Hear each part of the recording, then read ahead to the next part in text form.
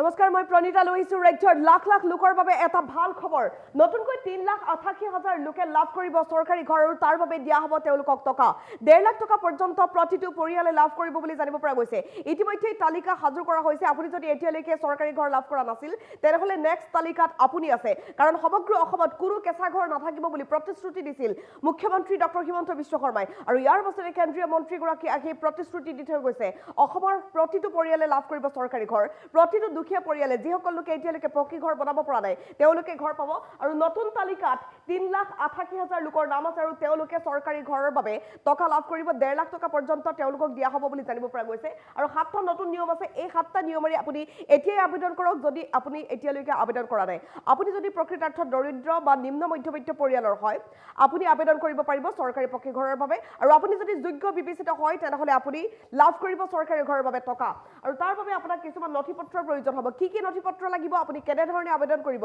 সমগ্ৰ প্ৰক্ৰিয়া এই মুহূৰ্তত আমি জনাব বিচাৰিছো সমগ্ৰ ৰাজ্যৰ দৰিদ্ৰ আৰু নিম্ন মধ্য পৰিয়ালৰ বাবে এটা ভাল খবৰ ডাঙৰ খবৰ অসমত নতুনকৈ ৩,৮৮,০০০ লোকে লাভ কৰিবলৈ গৈ আছে টকা আৰু চৰকাৰী ঘৰৰ বাবে এই টকা চৰকাৰে আপোনাক দিব ৭টা নতুন নিয়ম আছে আৰু এই ৭টা নিয়মেৰে আপুনি আবেদন কৰিলে চৰকাৰী ঘৰ লাভ কৰিব আৰু তাৰ বাবে আপুনি সাজু কৰিব লাগিব কেতবোৰ নথিপত্ৰ আৰু এইবোৰ নথিপত্ৰ থকা লেখকৰ লগে লগে আপুনি লাভ কৰিব চৰকাৰী ঘৰ চাই লওক সমগ্ৰ প্ৰক্ৰিয়া কি প্ৰক্ৰিয়াৰে আপুনি লাভ কৰিব ঘৰ ৭টা বিশেষ পদ্ধতি আছে এই পদ্ধতিকেইটা অৱলম্বন কৰাৰ লগে লগে আপুনি চৰকাৰী ঘৰৰ বাবে এলিজিবল বুলি বিবেচিত হ'লে লাভ কৰিব চৰকাৰৰ পৰা ১.৫ লাখ পৰ্যন্ত টকা ৰাজ্যৰ চৰকাৰী ঘৰ নোপোৱা লাখ লাখ লোকৰ বাবে নিশ্চিতভাৱে এইটো এটা ডাঙৰ খবৰ আমি জনাই আছো শীঘ্ৰেই সাজু কৰক আপোনাৰ নথিপত্ৰ আপুনি যদি প্ৰকৃত ভাৰতীয় নাগৰিক হয় আপুনি যদি অসমৰ স্থায়ী বাসিন্দা হয় আপুনি চৰকাৰী ঘৰৰ বাবে এই টকা পাবই সাজু কৰক পেন কাৰ্ড আধাৰ কাৰ্ড ৰেচন কাৰ্ড বেংকৰ একাউণ্ট নম্বৰ ইত্যাদি আৰু ইয়াৰ পাছতে আপোনাৰ সক্ৰিয় ফোন নম্বৰটো আপুনি দিব লাগিব ইনকাম চাৰ্টিফিকেট আপুনি দেখুৱাব লাগিব আপোনাৰ মাহিলী ইনকাম যদি ১৫,০০০ হয় তেতিয়াও আপুনি চৰকাৰী ঘৰ লাভ কৰিব নতুনকৈ ৩,৮৮,০০০ লোকে এই চৰকাৰী ঘৰ পাব এই প্ৰতিশ্ৰুতি দিছে মুখ্যমন্ত্ৰীগৰাকীয়ে চিন্তা আঁতৰাই ছটাকৈ বৃহৎ ঘোষণা দৰিদ্ৰ হিতাধিকাৰীৰ বাবে যিসকল দৰিদ্ৰ আৰু নিম্ন মধ্যবিত্ত পৰিয়াল আছে তেওঁলোকে চৰকাৰী ঘৰ লাভ কৰিব কোনে কোনে চৰকাৰী ঘৰ পাব তালিকাত কাৰ কাৰ নাম আহিব এই মুহূৰ্তত আমি সবিস্তাৰে জনাব বিচাৰিছো এটা ডাঙৰ খবৰ ৭টা পদ্ধতিৰে যাওক আপুনি চৰকাৰী পকী ঘৰৰ বাবে আবেদন কৰক আপুনি এলিজিবল বুলি বিবেচিত হোৱাৰ লগে লগে চৰকাৰে আপোনাক দিব ১.৫ লাখ পৰ্যন্ত ধন আপুনি যদি ঘৰ পোৱা নাই মাত্ৰ এখন ফটো তোলক আপোনাৰ ঘৰৰ সন্মুখত চৰকাৰী ঘৰ পাব ২ নম্বৰ মোবাইলত আপুনি এখন ফটো তোলক আৰু আধাৰ কাৰ্ড যদি আছে আপোনাৰ তেনেহলে আপুনি বিনামূলীয়া ঘৰ পাব আধাৰ নম্বৰৰ জৰিয়তে PM আৱাস যোজনাৰ পৰ্টেলত আপুনি আবেদন কৰিব পাৰিব গুগলত গৈ সাৰ্চ কৰক PM আৱাস যোজনা আৰু আবেদন কৰক ৪ নম্বৰ নিয়ম ১৫,০০০ টকা মাহিলী আয় হলেও আপুনি বিনামূলীয়া ঘৰ পাব গতিকে চিন্তাৰ কোনো কাৰণেই নাই দুচকীয়া বাহন যদি আছে আপোনাৰ ঘৰত কোনোবাই কয় যে বাইক আছে আপোনালোকে নাপাব তেনেকুৱা কোনো কথা নাই দুচকীয়া বাহন থাকিলেও পাব চৰকাৰী ঘৰ লগতে ৫ একৰ পৰ্যন্ত মাটি যদি আছে তেতিয়াও আপুনি বিনামূলীয়া ঘৰ পাব ৭ নম্বৰ জিঅ' টেগিং কৰি থোৱা প্ৰতিটো দুখীয়া পৰিয়ালে চৰকাৰী ঘৰ লাভ কৰিব নিশ্চিতভাৱে এইটো এটা ডাঙৰ খবৰ আমি জনাই আছো অসমত নতুনকৈ ৩,৮৮,০০০ লোকে লাভ কৰিব ৰাজ সাহায্য তেওঁলোকে চৰকাৰী পকী ঘৰৰ বাবে চৰকাৰৰ পৰা ধন পাবলৈ গৈ আছে ১,৩০,০০০ৰ পৰা ১.৫ লাখ টকা পৰ্যন্ত তেওঁলোকক টকা দিয়া হ'ব চৰকাৰী পকী ঘৰৰ বাবে ইতিমধ্যে শেহতীয়াকৈ ৫০,০০০ লোকক দিয়া হৈছিল চৰকাৰী পকী ঘৰ আৰু পূৰ্বতে ৭ লাখ লোকে চৰকাৰী ঘৰ লাভ কৰিছিল আৰু বৰ্তমান সময়ত ৩,৮৮,০০০ লোকে চৰকাৰী পকী ঘৰ পাব বুলি জানিব পৰা গৈছে এই মুহূৰ্তত আমি জনাই আছো আটাইতকৈ ডাঙৰ খবৰ চৰকাৰী পকী ঘৰ নতুনকৈ ৩,৮৮,০০০ লোকে পাবলৈ গৈ আছে তাৰ মাজত আপুনিও থাকিব পাৰে আপুনি এতিয়াই আবেদন কৰক আৰু চৰকাৰী পকী ঘৰৰ বাবে আপুনি চৰকাৰৰ পৰা ধন পাব আমি জনাই আছো নিশ্চিতভাৱে এইটো এটা ডাঙৰ খবৰ ভাল খবৰ চৰকাৰী পকী ঘৰৰ বাবে আপোনাক চৰকাৰে ধন দিব অসমত নতুনকৈ ৩,৮৮,০০০ লোকে ৰাজ সাহায্য লাভ কৰিব চৰকাৰী পকী ঘৰৰ বাবে ধন লাভ কৰিব ১,৩০,০০০ৰ পৰা ১.৫ লাখ টকা পৰ্যন্ত ধন তেওঁলোকে পাব চৰকাৰী ঘৰটো নিৰ্মাণ কৰিবৰ বাবে পূৰ্বে কি কৰিছিল চৰকাৰে ঘৰ বনাই দিছিল কিন্তু বৰ্তমান সময়ত এনেকুৱা পদ্ধতি কৰি দিয়া হৈছে তেওঁলোকক চৰকাৰী ঘৰ নিৰ্মাণ কৰিবৰ বাবে ধন দিয়াৰ ব্যৱস্থা কৰি দিয়া হৈছে এটা ডাঙৰ খবৰ আমি জনাই আছো ৭টা নতুন পদ্ধতি আছে আৰু এইকেইটা নিয়ম অৱলম্বন কৰাৰ লগে লগে আপুনি চৰকাৰী ঘৰৰ বাবে ধন লাভ কৰিব আপোনাৰ নথিপত্ৰবোৰ সাজু কৰক ইতিমধ্যে আমি জনাইছো যিসকল লোক প্ৰকৃত ভাৰতীয় নাগৰিক আৰু যিসকল লোক অসমৰ স্থায়ী বাসিন্দা তেওঁলোকে চৰকাৰী পকী ঘৰ লাভ কৰিব আৰু ৭টা নতুন পদ্ধতি আছে এইকেইটা পদ্ধতি অৱলম্বন কৰিলে আপুনি চৰকাৰী পকী ঘৰ লাভ কৰিব আপুনি যদি ঘৰ লাভ কৰা নাই মাত্ৰ এখন ফটো তোলক চৰকাৰী ঘৰ লাভ কৰিব আপুনি মোবাইলৰ এখন ফটো আৰু আধাৰ কাৰ্ড আপুনি দাখিল কৰাৰ লগে লগে চৰকাৰী পকী ঘৰ লাভ কৰিব আধাৰ নম্বৰৰ জৰিয়তে PM আৱাস যোজনাৰ পৰ্টেলত আপুনি আবেদন কৰিব পাৰিব। PM আৱাস যোজনা আপুনি এতিয়া সাৰ্চ কৰক গুগলত আৰু আবেদন কৰক। 15,000 টকা মাহিলী আয় হলেও আপুনি লাভ কৰিব বিনামূলীয়া ঘৰ। গতিকে চিন্তাৰ কোনো কাৰণ নাই। দুচকীয়া বাহন থাকিলেও আনকি আপুনি বিনামূলীয়া ঘৰ লাভ কৰিব চৰকাৰৰ পৰা। আনহাতে 5 একর পৰ্যন্ত যদি আপোনাৰ মাটি থাকে তেতিয়াও আপুনি বিনামূলীয়া ঘৰ চৰকাৰৰ পৰা লাভ কৰিব। তাৰ বাবে আপোনাক চৰকাৰে দিব 1,30,000 পৰা 1.5 লাখ টকা পৰ্যন্ত ধন আৰু জিঅ' টেগিং কৰি থোৱা প্ৰতিটো দুখীয়া পৰিয়ালে এই ঘৰ লাভ কৰিব বুলি জানিব পৰা গৈছে। গতিকে চিন্তা কিহৰ? 3,88,000 লোকে যে চৰকাৰী পকী ঘৰৰ বাবে ধন পাব, তাৰ ভিতৰত আপোনাৰো নাম আহিব পাৰে। গতিকে আপুনি এতিয়াই আবেদন কৰক। আবেদন প্ৰক্ৰিয়া বৰ্তমান সময়ত যিহেতু চলি আছে আৰু শেহতীয়াকৈ অসমলৈ আহি কেন্দ্ৰীয় মন্ত্ৰী শিৱৰাজ সিং চৌহানে এই সন্দৰ্ভত মন্তব্য কৰিছিল। আমি তেওঁৰ মন্তব্য শুনাব বিচাৰিছোঁ।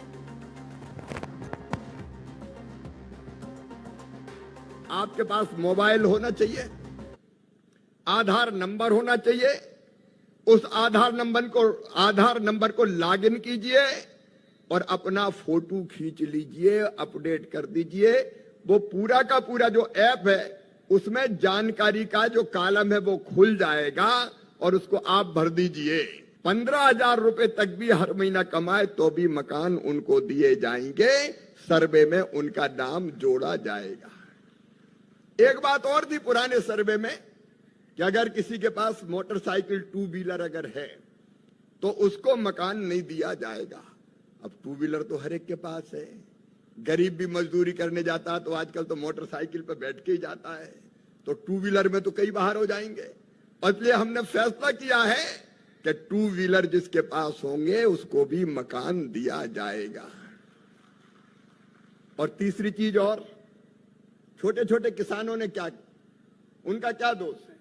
2.5 एकड़ तक सिंचित जमीन वाले और 5 एकड़ तक अनएरिगेटेड असिंचित जमीन वाले जो किसान हैं उनको भी घर दिए जाएंगे ताकि छोटे छोटे किसानों को भी घर मिल सके। हमारे ग्रामीण विकास मंत्री रणजीत जी बैठे हैं। मकान 20 लाख में से 19 लाख से ज्यादा आपने बना के गरीबों को समर्पित कर दिए। आपका अभिनंदन। और हमने पूछा जब आ रहे थे लाभार्थी हितग्राही मकान बना कि नहीं बना, तो सबने कहा मकान बन गया। आज जिन 50,000 भाइयों ने गृह प्रवेश किया है, बहनों ने, उनको भी बधाई देता हूं, अभिनंदन करता हूं। लेकिन ग्रामीण विकास मंत्री बनने के बाद मामा भी पहली बार असम में आया है। हेमंत दा ने कहा अभी कि ये मकान तो बन गए 20 लाख, लेकिन जरूरत अभी और भी है। आप बताओ बहनों और भाइयों, हर गरीब का पक्का घर होना चाहिए कि नहीं होना चाहिए? जोर से बताओ, होना चाहिए कि नहीं होना चाहिए? तो दादा कह रहे हैं अभी तो आवास प्लस की सूची में से ही कुछ बचे हैं। दादा जो बन गया अब उनकी बात नहीं करूंगा, लेकिन आपने जो बताया और मैंने जानकारी ली, उस जानकारी के हिसाब से अभी 7,76,000 मकान उस सूची में से और बनना है। और इसलिए आज ही 3,88,000 मकान तत्काल हम स्वीकृत कर रहे हैं असम के गरीबों के लिए। मेरे अधिकारी यहां बैठे और ये कह के नहीं करूंगा, दादा भी आपको चिट्ठी भी देने वाला हूं, क्योंकि आपने पहले ही कह दी थी कि आओ तो कुछ लेके आना, तो लेके आया हूं। और 3,88,000 नहीं दादा, 3,88,000 अभी इसी वित्तीय वर्ष में, अगले महीने किस्त जारी कर सकते हैं आप। और उसके बाद अप्रैल के महीने में अगला वित्तीय वर्ष शुरू होते ही 3,88,000 और देके सूची को पूरा कर दिया जाएगा। आवास प्लस की सूची से एक भी लाभार्थी वंचित नहीं रहेगा।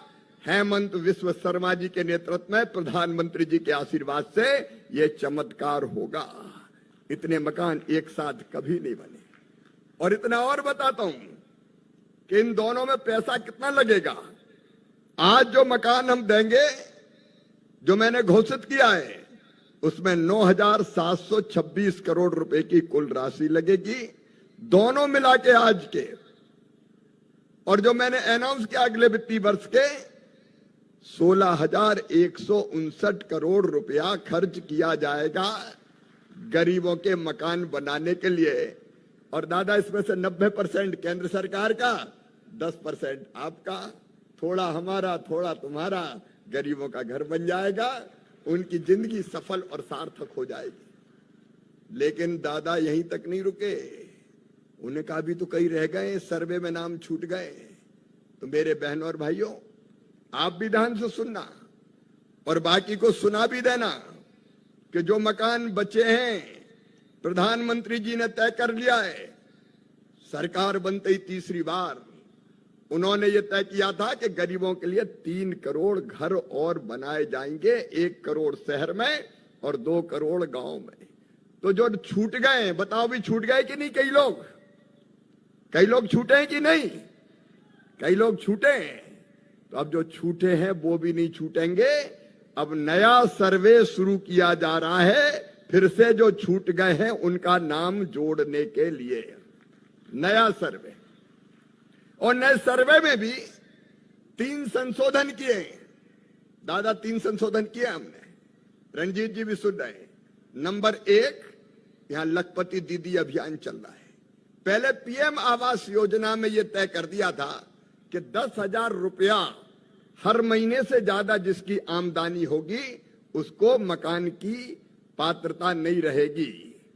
अब 10,000 रुपया तो हमारी लखपति दीदियां ऐसे ही कमा लेती है। अगर इसी सीमा को मान लिया तो ये तो मकान की दौड़ से बाहर हो जाएंगी। और इसलिए तय किया कि 10,000 नहीं, 15,000 रुपए तक भी हर महीना कमाए तो भी मकान उनको दिए जाएंगे, सर्वे में उनका नाम जोड़ा जाएगा। एक बात और थी पुराने सर्वे में कि अगर किसी के पास मोटरसाइकिल 2 व्हीलर अगर है तो उसको मकान नहीं दिया जाएगा। अब 2 व्हीलर तो हर एक के पास है। गरीब भी मजदूरी करने जाता है तो आजकल तो मोटरसाइकिल पर बैठ के ही जाता है, तो 2 व्हीलर में तो कई बाहर हो जाएंगे। इसलिए हमने फैसला किया है कि 2 व्हीलर जिसके पास होंगे उसको भी मकान दिया जाएगा। और तीसरी चीज, और छोटे छोटे किसानों ने क्या, उनका क्या दोष है?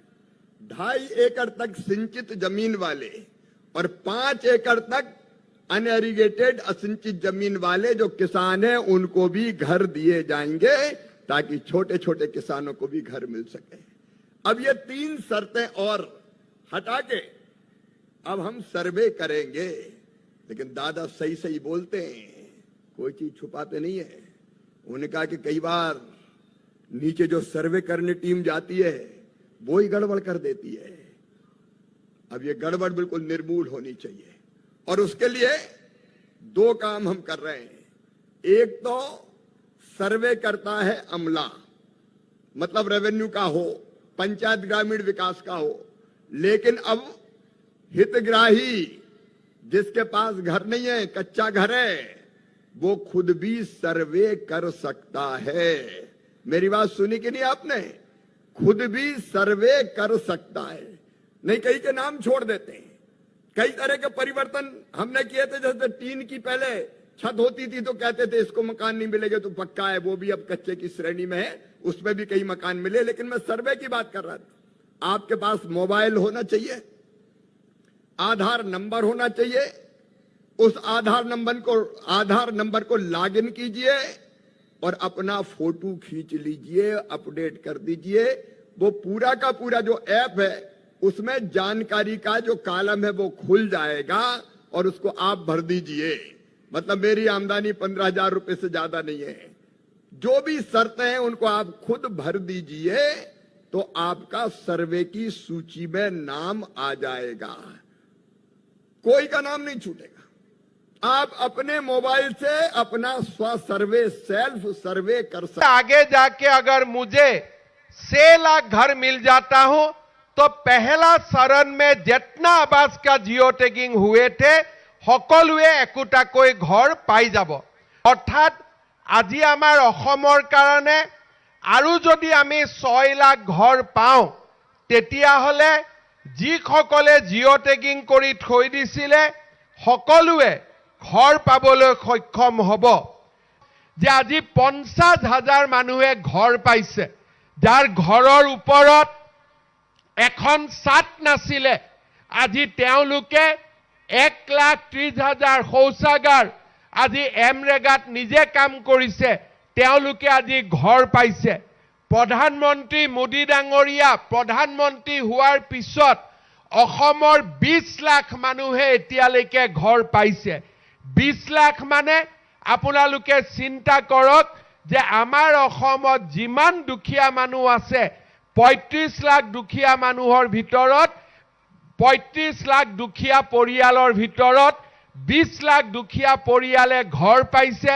মই আৰু 6 লাখ তেখেতক ঘৰ দিবৰ বাবে অনুৰোধ কৰিছো আৰু ইয়াৰ পিছতো জিঅ' টেগিং কৰি আমি অসমৰ আটাইবোৰ দুখীয়া মানুহকে घर दियार बाबे प्रचेष्टा करीम। आगे जाके अगर मुझे 6 लाख घर मिल जाता हूं तो पहला चरण में जितना आवास का जियो टैगिंग हुए थे सकलोए एकूटा